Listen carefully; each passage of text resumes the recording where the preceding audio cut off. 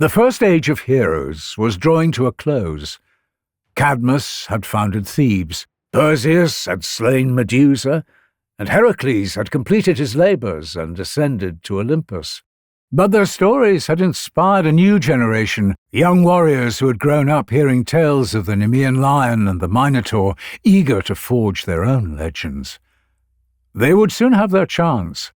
Word spread across every town and city of a beast terrorizing the great kingdom of Calydon, and the call went out for heroes to gather for what would become the greatest hunt Greece had ever seen. Calydon itself lay on the western edge of Greece, ruled by King Aeneas and his wife Queen Althea. When their son was born, they named him Meleager and celebrated with feasts that lasted 7 days. But unknown to King Aeneas, the child was not truly his. Meleager was the son of Ares, god of war, who had visited Althea in secret. The affair drew the attention of the 3 Fates, the ancient goddesses who weave the destiny of every mortal. They appeared at the moment of Meleager's birth, entering the bedchamber where the infant lay wrapped in cloth near a freshly lit fire. The eldest Fate pointed to a large log burning among the flames and spoke. "Child of fire and war's red hand, your life burns bright across the land. This wood and you are bound as one. When it turns to ash, your life is done." The 3 sisters departed as suddenly as they had come, leaving their prophecy hanging in the air. Queen Althea, who had been recovering in the next room, heard everything. She rushed to the fire and pulled the burning log from the flames, dousing it with water before it could be consumed. This single piece of wood, charred but intact, now controlled the life of her son. As long as it remained unburned, he would continue to live. She carried it to the palace treasury and locked it in a chest where it would remain safe from fire, thieves, or any who might wish to harm him. Nearly 20 years passed. Meleager grew into a strong and capable warrior, being one of the heroes chosen to join Jason and the Argonauts on their legendary quest for the Golden Fleece. Yet when he returned to Calydon, expecting to be celebrated as a hero, he instead found his homeland in ruins. His father, King Aeneas, had been blessed by Dionysus with a particularly fruitful harvest the previous year. The fields had overflowed with grain, and the vineyards burst with grapes.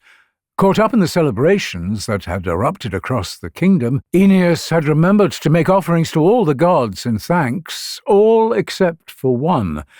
The altar of Artemis, goddess of the hunt, remained empty, and she was not one to forgive such insults. She sent a beast to punish Calydon, a boar unlike any seen before. It was enormous, far larger than a bull, with tusks that could tear a man in 2. It was the type of creature Heracles had faced during his labours, but with the great hero no longer around, King Aeneas needed others to take up the call before his entire kingdom was trampled beneath the boar's hooves. The king sent messengers across Greece with a desperate plea: "Come to Calydon and help slay the beast." To whoever struck the killing blow, he offered both glory and the boar's hide as a prize. The call was answered. Jason came with several of his Argonauts. Theseus arrived from Athens. Nestor of Pylos brought his wisdom. In all, over 50 warriors gathered in Calydon, and among them was Prince Meleager, who was chosen to lead the hunt. But on the morning they were to depart, one final hunter arrived. She rode into the courtyard alone, a bow slung across her back, a quiver at her hip. The gathered warriors fell silent, then burst into laughter. "A woman!" one man called out. "Has Calydon grown so desperate we're recruiting kitchen maids?" "Perhaps she's lost," another jeered. "The market is in the other direction, dear." The woman dismounted and faced them without flinching. "My name is Atalanta. and I have come for the boar." This provoked a fresh round of laughter. Men blew kisses and made exaggerated bows. "Go home, girl," someone called out. "This is work for men." But Atalanta was not like other women. She had been born to a king who wanted a son and, disappointed by her daughter, had ordered her exposed on a mountainside to die. Yet a she-bear had found the infant and nursed her until hunters had come by. Raising her as one of their own, the hunters taught her to track and shoot and survive in the wild. By the time she reached adulthood, Atalanta was one of the finest archers in Greece and a devoted follower of Artemis. But the men of Calydon saw nothing of this, only a woman dressed in men's clothing pretending to hunt. Only Meleager did not laugh. He studied her, seeing the way she handled her bow, noticing the calluses on her hands. These were the marks of a true hunter. "She hunts," Meleager said, his voice cutting through the mockery. "You cannot be serious," one man protested. "I am leading this hunt," Meleager said firmly. "She comes with us. Any who object can stay behind." The muttering continued, but no one was willing to miss the hunt. Atalanta met Meleager's eyes and nodded once in acknowledgment. He had seen what the others missed. Not a woman pretending to hunt, but a hunter who happened to be a woman. The hunting party set out at dawn. They had no trouble tracking the boar, as it left an unmistakable trail of destruction through the forest. Uprooted trees, churned earth, and the occasional corpse of a farmer who had wandered too close. They eventually found it in a clearing, rooting through the remains of what had once been a small village. Up close, the beast was even more terrifying than the stories suggested. It stood taller than a horse, its scarred hide and bloodied tusks a testament to the many battles it had already won. When it caught their scent, it raised its massive head and fixed them with a pair of burning red eyes that marked it out as a child of the gods. "Surround it," Meleager commanded. "Drive it towards the center." The hunters spread out, forming a loose circle. They began closing in, spears raised, shouting to keep the beast's attention divided. For a moment the plan seemed to be working. Then the boar charged. It dove forward with unnatural speed. One hunter tried to dodge aside, but moved too slowly, the boar's tusk catching him in the ribs, lifting him off his feet and tossing him through the air. He hit the ground and did not rise again.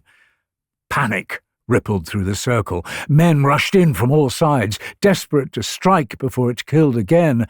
A hunter threw his javelin, but his aim went wide, the spear sailing past the boar and striking another hunter in the chest. As the wounded man fell, screaming, the hunt descended into chaos. Men shouted and ran as the boar trampled warriors underfoot, many falling over each other in a desperate attempt to escape. Amid the panic, only one figure remained calm.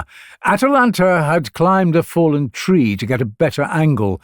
While the others fled screaming, she drew her bow with the steady hands of a seasoned hunter. She waited for the right moment, tracking the beast as it wheeled and charged. When it paused to gore another victim, she released. The arrow struck the boar in the side of its neck, just below the jaw. Blood burst from the wound, and the beast squealed, thrashing wildly as pain overwhelmed it. "Now!" Meleager shouted. He charged forward with his spear while the creature was distracted, driving the point deep into its side, aiming for the heart. The boar staggered, legs buckling as its lifeblood poured out. After a final cry, it collapsed to the ground, joining the bodies of its many victims. A ragged cheer went up from the surviving hunters. Men embraced, laughing with relief and shock. Several warriors clapped Meleager on the back, praising his courage and skill. "The killing blow was yours," one man declared. "The hide is yours by right." But Meleager shook his head. He walked to where Atalanta was descending from the tree. "The hide belongs to her," he said loudly enough for all to hear. "She struck first. She drew blood. By the laws of the hunt, the prize is hers." Silence fell over the group. "You cannot be serious," a voice said. It was Plexippus, one of Meleager's uncles. He and his brother, Toxius, stepped forward, their faces dark with anger. "A woman cannot claim such a prize. It is an insult to every man here." "She earned it," Meleager said. "If you do not want the hide, fine," Toxius said. "But it should go to us, your family, not to some girl who got lucky with one arrow." "She saved half of us from dying in that chaos," Meleager snapped. "While you were running in circles, she kept her head and made the shot that mattered." "You're blinded by her pretty face," Plexippus sneered. "Everyone can see it. This is not about honor, it is about you wanting to bed her." Meleager's hand went to his sword. "Take that back." "Make me, nephew." Plexippus reached for the boar's hide, dragging it toward himself. "This belongs to the family." Meleager's sword flew from its sheath and caught Plexippus in the throat. His uncle staggered backward, blood pouring between his fingers as he tried to stem the flow. "Brother!" Toxius cried as he drew his own blade and lunged at Meleager. The younger man sidestepped and drove his sword through his uncle's chest. Toxius fell beside his brother. The clearing was silent, except for the sound of dying men choking on their own blood. When Meleager looked up from the bodies, he saw the other hunters staring back at him in horror. Even Atalanta stood frozen, her face pale. Word travelled fast. Long before the hunting party returned to Calydon, messengers had already reached the city with news of the deaths. Queen Althea was in the palace courtyard when she heard that her two brothers had been killed by her own son. Plexippus and Toxius had practically raised her, being both family and her closest friends in this world. She could not bear to think of a world without them, still less a world in which they had been murdered by her son. Without a word, she left the courtyard and went to her private chambers. From beneath the floorboards, she retrieved a chest she had hidden there 20 years ago, unlocking it with a key that always hung round her neck. Inside lay the log that controlled her son's life, still charred and ashen from its brief time in the fire all those years ago. Althea carried it to the great hall, where a fire burned in the central hearth. She stood before the fire and looked down at the log one last time. She could only think of her brothers, Plexippus with his booming laugh, Toxius, who had taught her to ride when she was young, both dead now, cut down by her own son over a woman he barely knew. With tears streaming down her face, Althea threw the log into the flames. Miles away, Meleager was walking back toward Calydon when a pain struck him, unlike any he had ever known. He gasped and fell to his knees, clutching his chest. It felt like fire was consuming him from the inside, burning through his lungs, his heart, his very bones. "Meleager!" Atalanta rushed to his side, but there was nothing she could do. He thrashed on the ground, screaming, as the log in his mother's fire was consumed by flames. When the wood crumbled to ash, Meleager's screams cut off abruptly. He went still, eyes staring sightlessly at the sky. Back in Calydon, Althea watched the last piece of log blacken and disintegrate. The moment it turned to ash, the enormity of what she had done became clear. She had killed her own son. The servants found her body in her chambers that evening. She had taken her own life, unable to bear what she had done. The greatest hunt Greece had ever known had ended with a dead monster, 2 murdered uncles, a son burned to ash by his mother's hand, and a queen who took her own life in grief. The heroes dispersed quietly, ashamed to speak of what had happened in Calydon. Only Atalanta remained, standing over Meleager's grave, long after the others had gone. The Foot Race. The tragedy at Calydon did not stop Atalanta's name from spreading across Greece. If anything, the disaster made her more famous. The woman who had struck the first blow against the great boar, the hunter for whom a prince had killed his own uncles. Suitors began arriving wherever she went, nobles and warriors eager to claim her as a wife. But Atalanta had no interest in marriage. She'd grown up wild and free in the forests, answering to no one. The thought of becoming some man's possession, confined to a home and expected to produce heirs, filled her with dread. She came up with a simple solution to rid herself of unwanted suitors. "I will marry," she announced, "but only the man who can defeat me in a foot race. Anyone who races and loses will be executed." It was a clever test. Atalanta was not just one of the finest archers in Greece, she was also among the fastest runners alive. No ordinary man could hope to match her speed. Yet they came anyway. One by one, suitors arrived at her father's palace, confident in their own abilities, certain they would succeed where others had failed. And one by one, Atalanta left them behind in the dust, crossing the finish line while they were still struggling far behind. Each was executed as promised, their bodies a warning to those who came next. Still, the suitors kept coming, and among the crowds who gathered to watch each doomed race stood a young man named Hippomenes. He had attended every contest, not to compete, but simply to watch Atalanta run. He had fallen in love with the huntress from the first moment he saw her, despite knowing what happened to those who challenged her. But Hippomenes was young and untrained, with no exceptional speed or strength. He knew he could not defeat her through his own abilities alone. Yet love, as it so often does, drove him to madness. He announced that he would race Atalanta, ignoring the warnings of his friends and the laughter of the crowd. Everyone knew how this would end. The night before the race, Hippomenes went to a temple of Aphrodite. He knelt before her altar and prayed desperately for help, offering everything he had if only the goddess would grant him the means to win. When he finished his prayer, the temple grew warm and the scent of roses filled the air. Aphrodite appeared before him, radiant and amused. "Why should I help you?" she asked, studying him with interest. "So many men have died racing this girl. What makes you different?"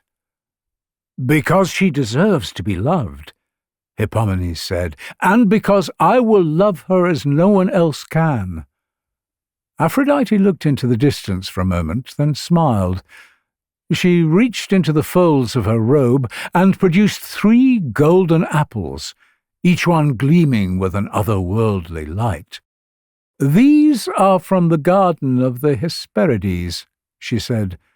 "No mortal can resist their beauty. Use them wisely." The next morning the race began. Atalanta took the lead immediately, pulling ahead with long, powerful strides, while Hippomenes struggled to keep pace behind her. When she was several lengths ahead, Hippomenes pulled the first apple from his belt and threw it onto the track in front of her. The moment it left his hand, it seemed to glow even brighter in the sunlight. Atalanta's eyes locked onto it, and she stopped running. She could not help herself. The apple was the most beautiful thing she had ever seen, and almost against her will, she bent down and picked it up, turning it over in her hands. Then she remembered the race. She tucked the apple into her belt and began running again, but Hippomenes had closed the distance. Near the halfway point he threw the second apple. Once more Atalanta could not help herself. Despite knowing what had happened before, despite understanding the trick, she stopped and picked it up. As they approached the finish line, Atalanta was ahead once more, her lead seemingly insurmountable.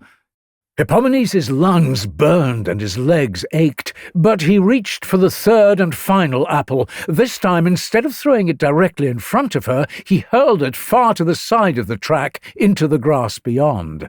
Atalanta saw the golden gleam arcing through the air. She knew she should ignore it, but the compulsion was too strong. She veered sharply off course, chasing the apple as it bounced and rolled across the ground.